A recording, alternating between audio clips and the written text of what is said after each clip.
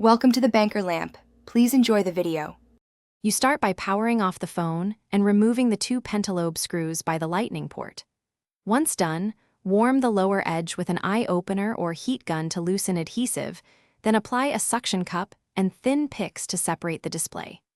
Make sure you open the screen from the right at about a 30-degree angle and prop it gently.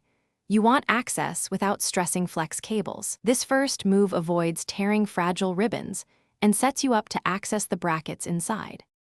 You now expose the display bracket and must remove a mix of tri-point and Phillips screws holding the metal shield.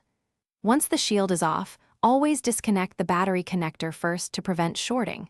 After that, detach the front sensor bracket, display and digitizer connectors in order.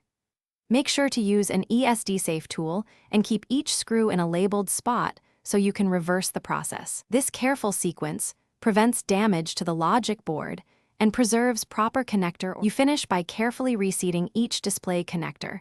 Press them straight down until they click and reinstall the metal shield over the connectors. Once the battery is reconnected, power on the phone to test touch responsiveness, display image, and Face ID or true depth sensors before you seal the bezel. If everything works, close and replace the pentalobe screws. If something fails, a common fix is to recheck connector alignment and clean contacts with isopropyl alcohol. Also confirm the battery connector is fully engaged. Thanks for watching. If this was helpful, leave a like and consider subscribing. See you next time.